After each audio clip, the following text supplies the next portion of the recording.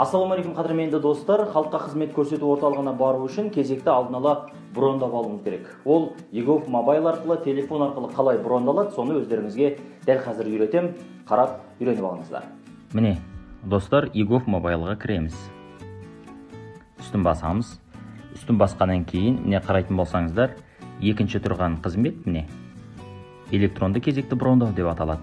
Осының үстінен басамын. Енді авторизация дейміз. Авторизация. Сосын Face ID мен кірдім. Одан кейін бірден дәл осындай шығады. Енді кезекті халыққа қызмет көрсету орталығында брондау деген бар. Кезекті мамандандырылған халыққа қызмет көрсету орталығында брондау деген бар. Осы екеуінің қайсысына барасыз, соны таңдайсыз. Мынау ХККО деген халыққа қызмет көрсету орталығы. Ал мына екіншісі мамандандырылған деген бұл автоцон. Автокөліктерге қызмет көрсететін сон. Бізге керегі қайсысы соны таңдаймыз. Мәселен, біз мына халыққа қызмет көрсету орталығы дегенге белгіні қоямыз. Одан кейін жалғастыру. Сіздің сапарыңыздың мақсатын таңдаңыз дейді. Біз көптік беру деген таңдайық. Брондау. Енді аймақты таңдайсыз. Қай аймақта тұрып жатсыз? Соны таңдайсыз. Мысалы біз Алматы қаласындамыз. Алматы қаласы деген таңдаймын. Қай аудан? Өзіңіздің ауданыңыз таңдайсыз. Мен мысалы Алатау ауданы таңдайын. Халыққа қызмет көрсету орталығының атауы, міне, Нұркент 5-17.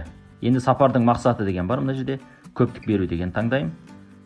Күнді таңдаңыз дейді. Енді келетін күнімді таңдаймын. Мәселен, 9 күні барамын дейік.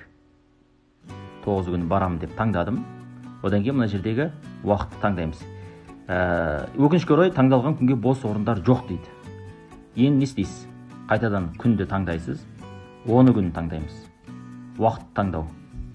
Бұл күнге де жоқ. 11 күні. Уақыт таңдау. Бұл күнге де жоқ. 12-сі. 12-сі күніне ғана кезекті брондауға болады деген сөз. Сондықтан да барайын деп жатқан қызметіңізге алдын ала бір апта бұрын дайындалып, кезекті алып қоймасаңыз, міне көрдіңіздер ме? 3 күнге қатарынан жоқ. Енді ертерек барғанымыз жақсы, 12:00-ге деп таңдаймыз. Брондау дегенді басамын. Міне, халыққа қызмет көрсету орталығы электрон кезекті брондау. Маған SMS келді автомат түрде, ашайын. Міне дәл осылай кезекті брондаймыз.